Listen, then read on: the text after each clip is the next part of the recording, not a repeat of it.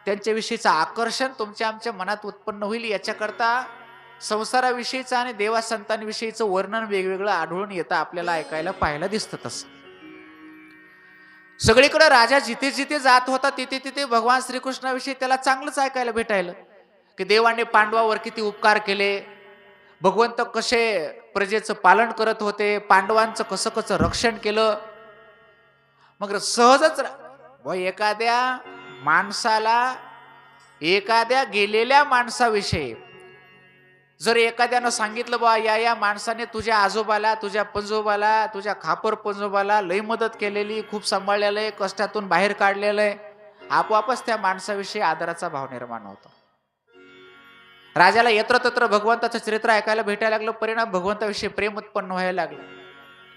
एके दिवशीचा प्रसंग, राजा एका शिबिरामध्ये थांबलेला होता. सूतजी म्हणतात, एक दृश्य राजाला दिसलं.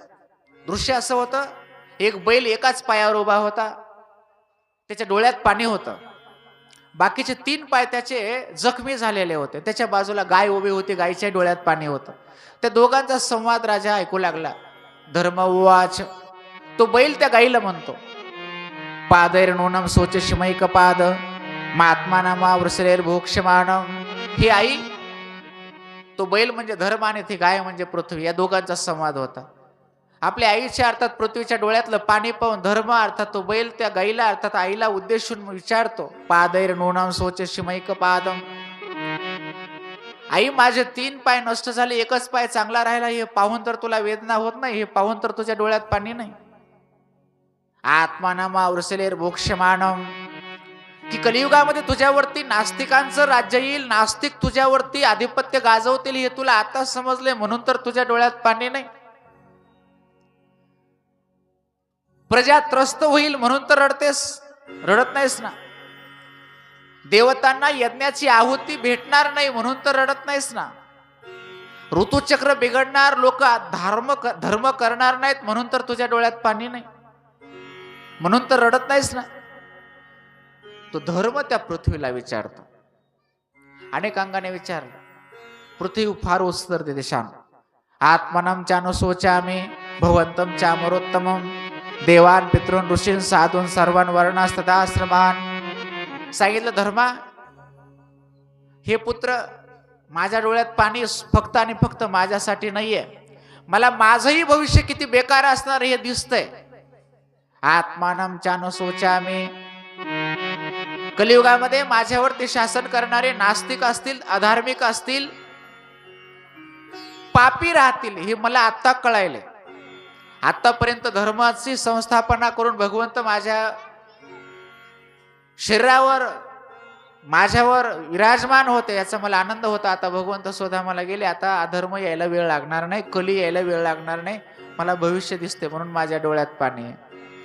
भवंतम, मी तुझ्यासाठी सुद्धा रडते, का धर्माची हानी व्हायला आता वेळ लागणार नाही. धर्मराज युधिष्ठिर असतानाच अपशकुन व्हायला लागले होते त्यांना, आणि ते सगळेच्या सगळे अपशकुन. माणसाच्या आयुष्यातला धर्म गेला की समजायचं अपशकुन सुरुवात झाले, याच्या उलट अपशकुन सुरुवात झाले की समजायचं धर्म गेला. हे कशाचे चिन्ह आहेत महाराज? आता जे चाललंय ना, कधी पाऊस पडायला आणि असा पडतोय की बास त्याला मर्यादाच नाहीत, हे सगळं धर्माची हानी झाल्याचे लक्षण आहे. उष्णता पडली की एवढी प्रचंड उष्णता पडायली की त्याला काहीच मोजमाप राहिलं नाही, सगळंच सगळं अधर्म झाला हे सूचक आहे. थंडी पडली तर एवढी थंडी पडायला लागली की त्याला काहीच मोजमाप नाही राहिलं. पाणी पडलं तर एवढं पाणी पडायला लागलं की माणसं कितीतरी मरायला, काहीच मर्यादा नाहीत. हे सगळं जे चाललंय हे संकेत आहेत की भविष्य किती भयान असणार आहे. पृथ्वीने सांगितलं, मला त्याची सुद्धा खंत आहे. देवान, मला देवाचं सुद्धा भविष्य फार अंधकारमय दिसतंय.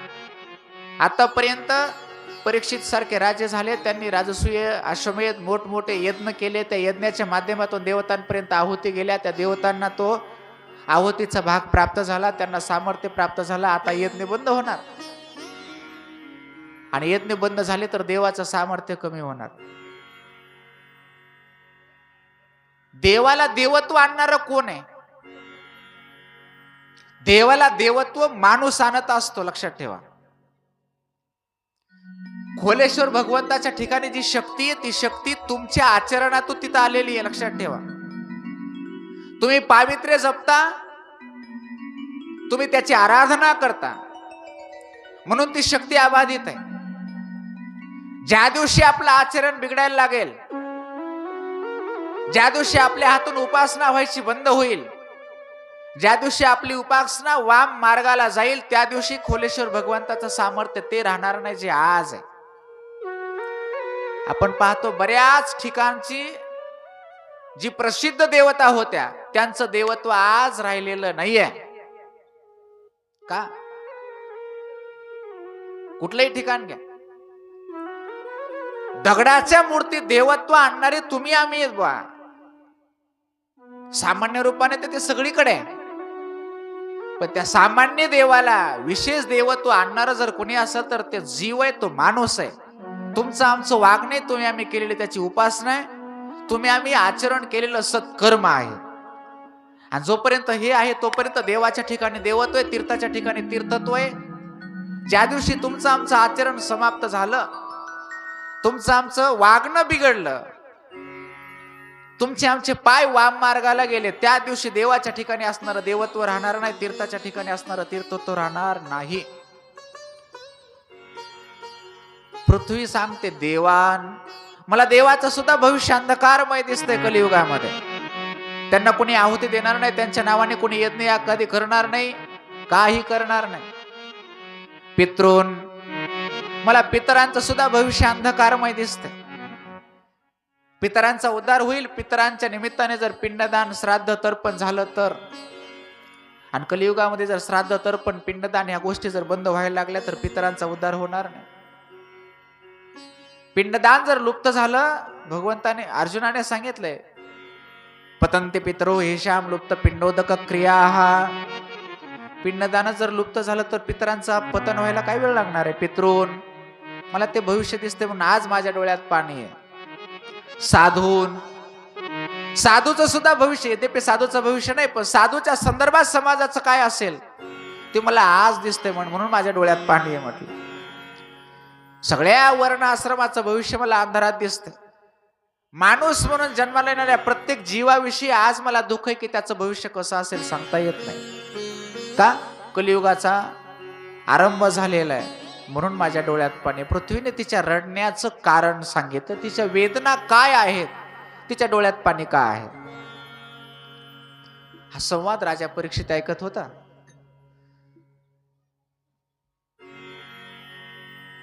तेवढ्यात एक घटना घडली. एक राजवेशधारी पुरुष हातात तलवार घेऊन त्या बैलाचा राहिलेला एक पाय सुद्धा तोडण्याकरता धावताना राजाला दिसले. तलवार मारणार तेवढ्यात राजानं धनुष्य हातात घेतलं, भात्यातला बाण काढला, बाणा धनुष्यावर लावला, आवाज दिला, सावधान, एक पाय जरी पुढे टाकलास तरी शिरच्छेद करेल म्हटलं. राजा आपल्याकडे धावताना पाहिला, त्याने तलवार टाकून दिली आणि राजाचे पाय धरले. तो होता कलियुग. शरण आला राजाला, सांगितलं महाराज क्षमा करा, चुकलं आमचं. राजाने विचारलं कोण आहेस तू आणि माझ्या राज्यामध्ये ब्रह्मावर्तामध्ये काय करतो. सांगितलं कलियुग आहे. राजाने सांगितलं या क्षणात इथून निघून जावं लागेल, तुला इथं राहता येणार नाही. सगळी प्रजा धर्माचा पालन करणारी आहे, तू जर आलास तर सगळ्या प्रजेचं संतुलन बिघडून जाईल, इथं राहायला जमणार नाही म्हटलं. सांगितलं महाराज जाणार कुठं. शरण आलो म्हणे तुम्हाला, आता रक्षण करा. शरणागताचं रक्षण करणं ही तुमच्या पांडवाच्या वंशाची परंपरा आहे. राजाने सांगितलं हरकत नाही, तुझं रक्षण करेल, तुला मारणार नाही पण आश्रय नाही देणार बा. नाही म्हणे महाराज सगळीकडे तर तुमचंच राज्य आहे, मी जिथं जिथं जातो तिथं तिथं मला तुम्ही धनुष्यबाण घेऊनच दिसायला लागले, आता जाऊ कुठं म्हटलं. मग अभ्यर्थित असता तस्मै स्थानाने कलये ददो. राहण्यासाठी याचना करणाऱ्या कलियुगाला राजाने ठिकाणं दिली राहण्याकरता. द्यूतम पानम श्रियम सुना यत्रा धर्म चतुर्विध. द्यूत पान स्त्रिय सुना,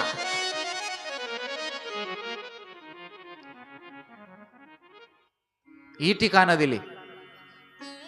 आणि तिथं 4 प्रकारचा अधर्म राहतो हे वर्णन केलं. आणि जिथं हे राहतात कली आणि त्याचा मित्र अधर्म, आथयत आणि न सेवेत बुभुष पुरुष क्वचित विशेष तो धर्मशीलो राजा लोकपतीर गुरु हो. समाजाचं नेतृत्व करणारं, प्रजेचं नेतृत्व करणारे, पारमार्थिक क्षेत्रात असो, सामाजिक क्षेत्रात असो किंवा मग राजकीय क्षेत्रामध्ये असो, ज्यांच्या मागे समाज चालतो, ज्यांच्या उठण्या बसण्याचा समाज मानसावर परिणाम होतो, अशा शहाण्या माणसांनी सूतजी म्हणतात जिथे कलियुग आणि अधर्म राहतो तिथे जायचं टाळलं पाहिजे. का? नियम आहे बा, यद्यदाचरते श्रेष्ठ तत्तदेवे तरोजनाः सयत् प्रमाणम कृते लोकस्तदनुवर्तते.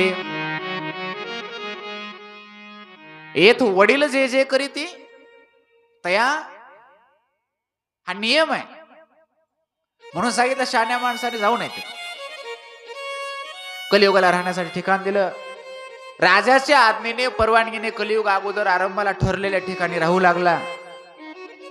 एके दिवशीचा प्रसंग, राजा शिकार करण्याकरता वनात गेला. फिरत फिरत फिरत फिरत जरा दूर निघून गेला. तहान लागली. आजूबाजूला बरोबर सैन्य वगैरे असेल, त्याचं रक्षक असतील, तेही दूर गेले. पाण्याच्या शोधात फिरत फिरत एका आश्रमात गेला. आश्रमात एक साधू डोळे बंद करून पद्मासन घालून समाधीमध्ये बसलेले होते. जागृत, स्वप्न, सुसुप्ती या तीनही अवस्थेच्या पलीकडे जी तुरीय अवस्था आहे त्या तुरीय अवस्थेत ते पोहोचलेले होते. आपल्या परतत्वामध्ये त्यांनी आपल्या अंतःकरणाची वृत्ती लीन केलेली होती. देहावर नव्हते ते. पाणी मागत होता, पाणी भेटलं नाही, आदरातिथ्य झालं नाही, बसायला आसन नाही, अभ्यागत काहीच नाही झालं. तहान आणि भूक ह्या उर्मी माणसाच्या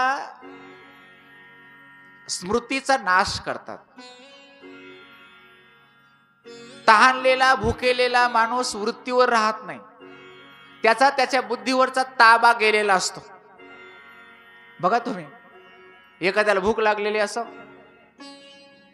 आणि घरातल्या माणसाने जेवण वाढायला उशीर करावं, त्यातले त्यात ते साखरेचं पेशंट असं, ते असं चिडतं ना. पुन्हा घरातल्या माणसालाच खाऊकाठीव करतं ते. तहान लागलेला राजा परीक्षिती स्वतःच्या बुद्धीवरचा ताबा गमावला त्याने. पाणी भेटलं नाही, काही नाही, स्वतःला अपमानित झाल्यासारखं वाटलं त्याला आणि नको नको त्या शब्दामध्ये बोलू लागला. आश्रमातून निघण्याच्या तयारीत होता तेवढ्यात एक मेलेला बाजूला पडलेला साप बाणावर घेतला, बाणाच्या टोकावर, आणि त्या साधूच्या गळ्यात टाकला आणि बोलत बोलत निघून गेला. क्रोधात भवती समूह समूहा स्मृती विभ्रम स्मृती भ्रांशात बुद्धी नाशो बुद्धी नाशात प्रणश्यते. ही शृंखला नाहीतर भगवंताने गीतेमध्ये सांगितलेली आहे. कामात क्रोधो भिजायते. काम होता, काय काम होता? इच्छा, पाणी भेटावं ही इच्छा होती. काम पूर्ण झालं नाही, क्रोध आला. क्रोधात भवती समूह, समूह मोहित झाला, काही सुचेना. समूहात स्मृती विभ्रम, स्मृती विभ्रम झाला, स्मृतीनाश झाला, बुद्धिनाश झाला. बुद्धिनाश झाल्यानंतर प्रणश्यते, ते राजाच्या वाट्याला आलं. इकडे राजा घरी आला. बाजूला त्या ऋषीचा पुत्र, ऋषी होते शमीक, त्याचा पुत्र शृंगी खेळत होता मित्राबरोबर. त्याला समजलं एक राजा येऊन गेला ना आपल्या बापाचा अपमान केला. तपस्वी होता, तप होतं, पण तप पचवण्याचं सामर्थ्य नव्हतं, वय नव्हतं. काय होतं, कधी कधी अवेळी जेव्हा काही प्राप्त होतं ना, वेळेच्या अगोदर जेव्हा काही गोष्टी भेटायला लागतात तेव्हा त्या सहजासहजी पचत नसतात. तपाचं सामर्थ्य होतं, पण ते तप वेगळ्या मार्गाने वापर झाला त्याचा. बघा तुम्ही, आता हल्ली तुमच्या पिढीमध्ये तर कसं होतं माहित नाही, पण मला आमच्याच पिढीमध्ये सहजासहजी काहीच भेटत नव्हतं. साधा पेन जर प्राप्त करायचा असेल तर 8-8 दिवस संघर्ष करावा लागायचा 2 रुपयाचा पेन घेण्याकरता. आणि नवीन ड्रेस आणि हे तर लई 6-6 महिने संघर्ष करावा लागायचा, असं युद्ध करावं लागायचं.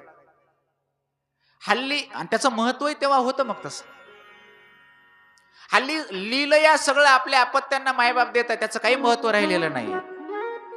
15-15, 20-20 हजाराचे मोबाईल क्षणात फोडून टाकतात आणि फुटल्यानंतर त्यांना त्याचं काही गमही वाटत नाही का, सगळं सहज प्राप्त झालंय हल्ली. शृंगीकडे तपश्चर्याचं सामर्थ्य होतं. बोलायला लागलं. ब्राह्मण आणि क्षत्रियाचा संघर्ष झाल्यासारखी वार्ता या ठिकाणी सांगितलं. क्षत्रियांना ब्राह्मणांनी आपला द्वारपाल बनवले, त्यांनी द्वारात राहून ब्राह्मणाचं रक्षण करणं ही त्यांची जिम्मेदारी आहे, त्यांचं कर्तव्य आहे. आणि त्यानं दारात न बसता घरात येऊन दुरडीतली भाकरी खाल्ल्यासारखं माझ्या बापाच्या आश्रमात प्रवेश केला आणि माझ्या बापाचा अपमान केला. राजाला काय वाटतं, भगवान श्रीकृष्ण या भूतलावरती नाहीत म्हणजे क्षत्रिय कसे पण वागतील, ब्राह्मण सहन करतील, जमणार नाही म्हटलंय. राजानं अपराध केलाय, राजाच्या अपराधाचा दंड राजाला भेटला पाहिजे. त्या नदीचं पाण्याचं आचमन केलं, हातात पाणी घेतलं. इत्युक्त्वा रोषताम राक्षो, रागाला क्रोध अनावर झाला. इति लंघित मर्यादम तक्षक सप्तमे हानी दंक्षते स्म कुलांगारम चोदितो मे तद्द्रुहम. आजपासून 7व्या दिवशी तक्षक नावाचा सर्प दंश करल आणि राजाचा प्राण जाईल. शाप दिला. रडतच शृंगी आपल्या बापाकडे आलेस. हळूहळू तुरी अवस्थेतून जागृत अवस्थेमध्ये आले शमिक. मुलगा रडण्याचा आवाज आला. डोळे उघडले तर गळ्यात मेलेला सापही पडलेला पाहिला. अनासक्त निरागस भावनेने तो साप टाकून दिला. विचारलं काय झालं, मग सांगितलं शृंगीने, राजा आला होता, तुमचा अपमान केला, मग मी राजाला शाप दिला. शमिकांना वाईट वाटलं. शमिकांना सांगितलं, मूर्खा, अरे तुला राजा परीक्षितीची महती माहिती नाही, फार धार्मिक आहे तो, आणि तुझ्या माहितीसाठी त्यानेच रक्षित आपण आज धर्म करत आहोत, परमार्थ करत आहोत.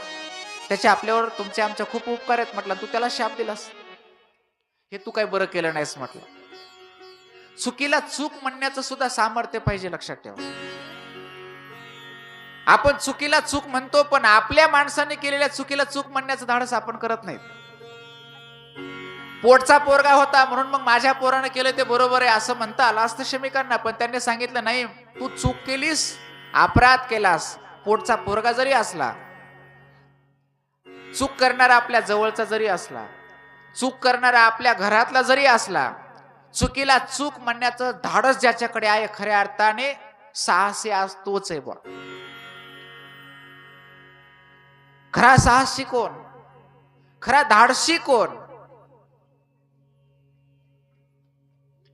सहज बोलून जातो आपण, तो लई खतरनाक आहे बरं का म्हणतात लोक. तो कुणालाच भेट नाही. म्हटलं काय करतो तो, कुणालाही शिव्या देतो. तो कुणालाच भेट नाही, काय करतो, कुणालाही मारतो. हे धाडस नाहीये. कुणालाही शिव्या देणं धाडस होऊ शकत नाही. काही कारण नसताना गावात कुणालाही मारणं हे धाडस होऊ शकत नाही. खऱ्याला खरं आणि खोट्याला खोटं म्हणणं हे सगळ्यात मोठं धाडस आहे आज. आपली माणसं जेव्हा आपल्या समोर अपराध करतात, तेव्हा आपल्या माणसांचा अपराध आहे म्हणण्याचं धाडस ज्या दिवशी होईल का, त्या दिवशी समजायचं आपण खऱ्या अर्थाने साहसी आहोत, धाडसी आहोत. आपलं कसं आहे, इतरांच्या चुका आहेत हे म्हणण्याचं धाडस आपण करतो, पण आपलीच माणसं जेव्हा चुकतात, मग आपल्याच पोटी जन्माला आलेले मुलं जेव्हा चुका करतात, तेव्हा मात्र चुका दिसत नाहीत. इतिहास साक्षी बुवा, अनेकांच्या जीवनात तसं झालंय. आणि ज्यांना आपल्या लेकरांच्या चुका वाटल्या नाहीत ना, त्यांना त्याचा परिणाम सुद्धा भोगावा लागलेला आहे. शमिकाने सांगितलं, शृंगी फार मोठी चूक केलीस तू. राजा धार्मिक आहे आणि त्यांनी फार छोटी चूक केली. एवढ्या छोट्या चुकीचा एवढा मोठा दंड त्याला देणं बरं नाही आहे. शेवटी शब्द निघून गेला होता, काही पर्याय नव्हता. इकडे राजा घरी आला. राजालाही पश्चाताप झाला. राजा म्हटला, माझ्या आयुष्यात पहिलीच वेळ आहे साधूचा ब्राह्मणाचा अपमान माझ्या हातून झाला. राजाला निरोप पोचला, 7व्या दिवशी मरणार आहेस. राजा म्हटला बरं झालं, त्या निमित्ताने माझं प्रायश्चित्त तरी होईल. बरं झालं, जेणेकरून पुढच्या पिढीत आमच्या वंशामध्ये कुठला राजा ब्राह्मणाचा अपराध तर करणार नाही, साधूचा अपमान तर करणार नाही. राजाला शापाची भीती नव्हती, पश्चाताप होता की माझ्याकडून साधूचा अपमान झाला. जेव्हा समजलं काय की आता 7व्या दिवशी प्राण जाणार आहे, जन्मेजयाला हस्तिनापुराच्या राजगादीवर बसवलं. अंगावरच्या कपड्याने राजा परीक्षित गंगेच्या काठावर येऊन बसला. राजाला शाप लागला हे जेव्हा समजलं, परिसरातले सगळे साधू महात्मे ब्राह्मण आचार्य सर्वच्या सर्व गंगेच्या काठावर राजा परीक्षितीच्या आजूबाजूला येऊन बसले. कोण कोण होते? अत्रिर वसिष्ठ च्यवनश्च शरद्वान अरिष्ट नेमिर भृगुरंगिराश्च पराशरोगादि सुतोतो राम उतत्य इंद्र प्रमदेध्ववाभो मेधातिथिल देवल देवरात अरिष्टनेशो भरद्वाज गौतम पिप्पलादह मैत्रेय औरवह कवश कुंभयोनिर. अनेक त्या काळातले मोठमोठे विद्वान आपल्या शिष्यांना घेऊन राजाच्या जवळ येऊन बसले. राजाने सर्वांचं स्वागत केलं, सर्वांना बसायला आसनं दिली. आणि राजा म्हटला आज भाग्य आमचं काय, तुम्हा सर्व साधू संतांचं दर्शन शेवटच्या क्षणाला मला होतंय. म्हटलं आता एकच कृपा करा. काय करा? जोपर्यंत माझा प्राण या शरीरामध्ये आहे तोपर्यंत तुम्ही माझ्या आजूबाजूला असंच बसून राहा, जेणेकरून अंतकाळाला तुमची संगती मला प्राप्त होईल. आणि राजा म्हणतो काही मागणं नाही देवाला आता. मग शेवटी हेच मागतो म्हटलं. राजाला त्याचं मरण समोर दिसत होतं. राजा म्हटलं देवाला मागणी एकच आहे. काय?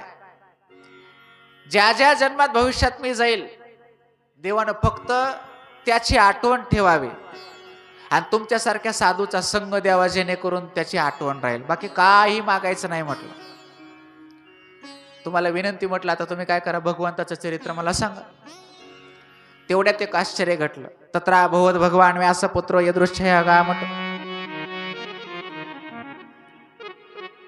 सुखाचार्यांचं आगमन झाल्याची कथा येते. अलक्ष लिंगो निजलाभ तुष्ट तुष्टो वृतश्च बाले रावधूत वेश.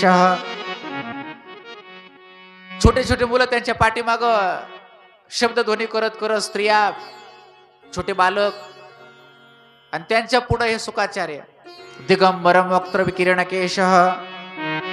16 वर्षाचा तरुणाताटा एक साधू येताना दिसला. बाकीच्या साधू संतांनी सांगितलं राजा उठ, स्वागत कर साधूचं, तुझं काम झालं. येणारा साधू सामान्य नाही म्हटले, साक्षात व्यासपुत्र सुखाचार्य तुझ्या दिशेने येत आहेत. श्याम वर्ण, गुडघ्यापर्यंत हात, विशाल ललाट, लांब नाक, विस्तीर्ण हृदय, छाती. सुखाचार्यांचं राजा परीक्षितीने स्वागत केल्याची कथा येते. बसायला आसन दिलं, पाद्यपूजा केली. आणि राजा म्हणतो महाराज आज खऱ्या अर्थाने भगवंत माझ्यावर प्रसन्न झाला. आयुष्यभर केलेली भगवंताची सेवा कामाला आली, उपयोगाला आली. म्हटलं शेवटच्या क्षणाला तुमच्यासारख्या साधूला देवाने पाठवलं.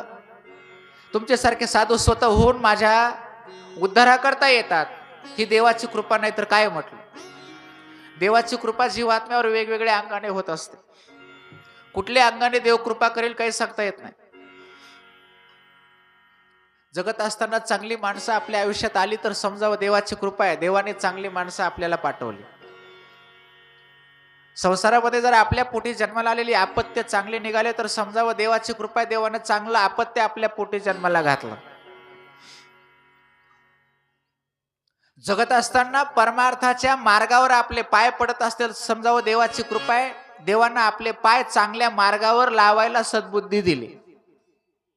ही देवाची कृपाच. राजा म्हटलं आज खऱ्या अर्थाने भगवंत प्रसन्न झाला, भगवंताची कृपा झाली, तुमच्यासारखे साधू माझ्या जीवनामध्ये आले. आता एकच प्रार्थना आहे. काय प्रार्थना आहे? अतः पृच्छामि संसिद्धिं योगेनां परमं गुरुं पुरुषस्य यत् कार्यं म्रियमाणस्य सर्वथा. अंतकाळ जवळ आल्यानंतर किंवा मी मरणार आहे असं समजल्यानंतर त्या आसन्न मरण पुरुषाने काय केलं पाहिजे, त्याचं कर्म काय आहे. यत् श्रोतव्यम अथो जप्यम यत् कर्तव्यम नृभे प्रभो स्मर्तव्यम भजनीयम ब्रूहि यद्वा विपर्ययम. त्याने काय ऐकलं पाहिजे, त्याने कोणाचा जप केला पाहिजे, त्यानं स्मरण कोणाचं केलं पाहिजे, त्याने भजन कोणाचं केलं पाहिजे, आणि त्याने त्याग कशाचा केला पाहिजे. कृपा करून या प्रश्नाचे उत्तर द्या म्हटलं मला. मी तुम्हाला शरण आलोय, तुमचा शिष्य आहे. प्रश्न विचारला भागवताच्या प्रथम स्कंदाच्या 19व्या अध्यायाच्या 37 आणि 38 क्रमांकाच्या श्लोकामध्ये, आणि या ठिकाणी भागवताच्या प्रथम स्कंदाचा समारोप होतो. गोपाल कृष्ण भगवान की जय. भगवान सुखाचार्य महाराज की जय. भागवत भगवान की जय.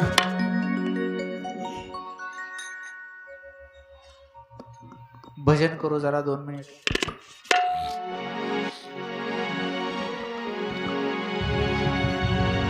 जय राधे कृष्ण गोविंद गोपाल राधे राधे. जय राधे कृष्ण गोविंद गोपाल राधे राधे. जय राधे कृष्ण गोविंद गोपाल राधे राधे. जय राधे कृष्ण गोविंद गोपाल राधे राधे. जय राधे कृष्ण गोविंद गोपाल राधे राधे. बोला बोला बोला. जय राधे कृष्ण गोविंद गोपाल राधे राधे. जय राधे कृष्ण गोविंद. शुकाचार्यांची आपल्या भाषेत एंट्री भागवतात कुठे झाली, दुसऱ्या स्कंदाच्या आरंभाला. दुसऱ्या स्कंदाचा आरंभ शुकाचार्यांच्या बोलण्याने झाला. श्री शुक उवाच वर्यानेशते प्रश्न कृतो लोकहितं नृप आत्मविद सम्मतः पुंसां श्रोतव्यादिषु यः परः. राजा परीक्षितीने विचारलेल्या प्रश्नाच्या उत्तर देण्याच्या अगोदर शुकाचार्य राजाने विचारलेल्या प्रश्नाची स्तुती करतात. वर्यानेशते प्रश्न. राजा, तू विचारलेला प्रश्न फार सुंदर आहे. का सुंदर आहे बा, काय सौंदर्य वाटलं, त्याच्यातला एखादा शब्द आवडला, काही साहित्यिकता त्याच्यामध्ये होती म्हणून आवडला, काही पदल आली, ते एखादा अलंकार, काय आवडलं, आवडण्याचं कारण सांगितलं. कृतो लोकहितं नृप. राजा, तू विचारलेला प्रश्न हा तुझ्या एकट्याच्या उपयोगाचा नाहीये, तुझ्यानंतर जन्माला येणाऱ्या प्रत्येक जीवाच्या उपयोगाचा आहे हा प्रश्न. का? कारण प्रश्नच असा आहे, मी मरणार आहे असं ज्याला कळालं त्याने काय करावं. मरायचं प्रत्येकाला आहे. हा, आता मी मरणार आहे प्रत्येकालाच कळल असं काही नाही, पण मरण मात्र प्रत्येकाला आहे. म्हणून वर्यानेशते प्रश्न. आता काय करावं हे सांगण्याच्या अगोदर करतात का हे सांगितलं. श्रोतव्यादिनी राजेंद्र नृणाम संती सहस्रशः अपश्यतामात्मतत्वं गृहेषु गृहमेधिनाम. राजा, माणूस जेव्हा जन्माला येतो या संसारामध्ये 5 इंद्रिय आणि विषयाचा भोग घेतो. शब्द, स्पर्श, रूप, रस, गंध या 5 विषयांना भोगण्याकरता 5 ज्ञानेंद्रिय दिले देवाने. पण 5च जरी इंद्रिय असले, विषयही 5च असले, त्याच्या शाखा मात्र अनंत आहेत. यद्यपि शब्दत्व अवच्छिन्न शब्द एकच आहे, पण प्रकार अनेक आहेत ना. रसत्व अवच्छिन्न रस एकच आहे, पण त्याचे प्रकार अनेक आहेत. विषयाचे प्रकार अनेक आहेत. श्रोतव्यादिनी राजेंद्र नृणाम सहस्रश हजारो विषयाचा उपभोग घेण्याकरता माणूस प्रवृत्त आहे. पण कोण? अपश्यताम आत्मतत्वं. आत्मतत्वाला न पाहणारी अज्ञानी माणसं, त्यांच्याकरता हे आहे. आणि मग अशी अज्ञानी माणसं स्वतःला प्राप्त झालेलं 100 वर्षाचं आयुष्य घालतात कसे? काय केलं पाहिजे हा प्रश्न होता, आणि काय करतात हे उत्तर आहे. सुरुवात उत्तराची तीच, शेवट तिथेच जाणार आहे काय करायचं हे सांगण्यात. पण काय करायचं हे नंतर सांगितलंय, अगोदर लोक करतात का हे सांगितलं. निद्रया रिहते नक्तम. आयुष्य माणसं घालतात कसं किंबहुना जातं कसं याचं वर्णन केलं. निद्रया रिहते नक्तम, निद्रया रिहते नक्तम नाम रात्रम. रात्र झोपेत जाते. शत गणिले ते अर्धरात्र खाय, अर्धरात्रच खाते. पण हे अर्ध रात्र त्यांची खाते जे 12 तास झोपतात.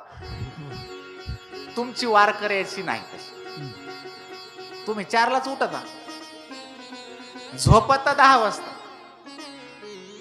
जे 12 तास झोपतात का त्यांच्यासाठी म्हणायचं अर्धरात्र खाया. जो वारकरी 4 वाजताच उठून काकडा करतो त्याचा अर्थ कसं गेलो? नाही गेलं ना. 24 तासात तो 8 तास 6 तास झोपतोय, त्याला नाही म्हणायचं अर्धरात्र खाय. अर्धरात्र खाय त्याला म्हणायचं जो संध्याकाळी 6लाच पडतो आणि सकाळी 6 वाजूस्तर पडतो. म्हणजे या 12 तासात काहीच करत नाही, त्याच्यासाठी म्हणायचं अर्धरात्र खाय. पण ना नाही, तुमचे वारकरी तसे राही. मी पाहिलं यात्रेमध्ये हे 4लाच उठतात, कुठेही झोपा घाला यायला. रेल्वेत असू द्या, ट्रॅव्हल्स मध्ये असू द्या, काकडा करतील, 2-2 हरिपाठ करतील. मग यांना नाही म्हणायचं अर्धरात्र खाय. पण जो आयुष्यात काहीच करत नाही, सूर्यास्त झाला की याच्या बुद्धीचा अस्त होतो, सूर्योदय झाल्यावर याच्या बुद्धीचा उदय होतो, त्याच्यासाठी म्हणायचं अर्धरात्र खाय. निद्रया रिहते नक्तम विवाहेनच वा वयः. दिवाचारते हया राजन कुटुंब भरणेनच. दिवस कसा जातो? कुटुंबाचं भरण पोषण करण्यामध्ये जातो. मग अशी माणसं काय धनार्जनासाठी मरमर, मानार्जनासाठी मरमर, संसारातल्या वस्तूच्या प्राप्तीमध्ये आयुष्य जातं यांचं आणि काहीच कळत नाही कसं गेलं. तेषां प्रमत्तो निधनम पश्यनापि न पश्यती. देहगेहामध्ये आसक्त असणारा तो अज्ञानी जीवात्मा पश्यनापि न पश्यती. मृत्यू जवळ आलेला असताना सुद्धा त्याला त्याच्या मृत्यूची आठवण राहत नाही. भर्तृहरीने फार सुंदर वर्णन केलं. का बरं आठवण राहत नाही आपल्याला? ते म्हणतात आदित्यस्य गतागतैरहरः संक्षीयते जीवितम. रोज सूर्योदय होतो, सूर्यास्त होतो, गतागतैरहरः रात्रंदिवस जातात. आयुष्य चाललंय कसं चाललंय? व्यापारादि बहुभी कार्यभार गुरुभी कालो न विज्ञायते. व्यापारादि कार्यभार बहुभी कालो न विज्ञायते. व्यापाऱ्याचा व्यापार करण्यात, शेतकऱ्याचा शेती करण्यात, नोकराचा त्या नोकरदाराचा नोकरी करण्यात कार्यबाहुल्य झालं. कालो न विज्ञायते. काळ कसा चालला कळनच. दिवसभर काम केलं, संध्याकाळी अंथरुणावर पडले की कधी उजळतं काहीच कळत नाही. मध्ये ब्रेक सुद्धा नाही. बरं हे चाललं, असं चाललं असतं तर ते बरं होतं. ते तसं नाही ना. दृष्ट्वा जन्म जरा विपत्ती मरण. चाललेल्या आयुष्यामध्ये काय समाधान थोडंच आहे? जन्म आहे, जरा आहे, विपत्ती आहे, मरण आहे, हे सगळं पाहून सुद्धा त्रासच नोत्पत्ती येते. पण आम्हाला मात्र संसाराचं वैराग्य होत नाही. का होत नाही? त्याचं उत्तर त्या श्लोकाच्या 4th ओळीमध्ये दिलं. पीत्वा मोहमयीं मदिराम उन्मत्त भूतम जगत.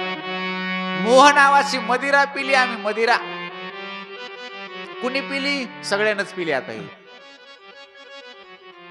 ज्याच्या गळ्यात माळी त्यांनी पिली आणि ज्यांच्या गळ्यात माळी नाही त्यांनी पिली. या मोहाला कुठं मदिरा म्हटलंय, कुठं चिकल म्हटलंय. गीतेमध्ये भगवंताने चिकल म्हटलेले. यदा ते मोह कलिलम. अर्जुना, ज्या क्षणाला तू या मोहरूपी चिखलातून बाहेर येशील ना, बुद्धिर्विती तरिष्यती तदा गंतास्य निर्वेदम श्रोतव्यस्य श्रुतस्य. इथं या राजाने याला मदिरा म्हटलं. उन्मत्त भूतम जगत. ती मोह नावाची मदिरा पिऊन जगत उन्मत्त झालं आणि उन्मत्त झालेल्या माणसाला काहीच कळत नाही बुवा. तुकोबऱ्यांची भाषा मध्ये मातले ते नागवीची नाचे. मदाने मदोन्मत्त झालेल्या माणसाच्या अंगावर कपडे आहेत का नाहीत का, ते नालीत पडले का, कुठं रस्त्यावर पडले का, त्याला सकाळ होईपर्यंत आपल्या भाषेत मग ते उतरेपर्यंत काहीच कळत नाही. मोह मदिरेचंही तसंच आहे. आणि ज्यांची ज्यांची उतरली का क्षणात संसाराचं वैराग्य झालं.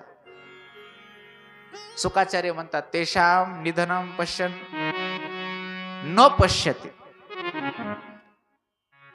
पण हे करण्याकरता माणसाच्या जन्माला नाही आलो राजा. आणि खास करून ज्याला मी मरणार आहे असं कळलं का त्याने काय करावं.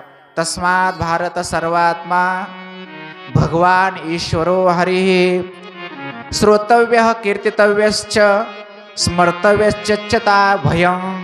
ज्याला अभयपदाच्या प्राप्तीची इच्छा आहे राजन त्याने काय केलं पाहिजे.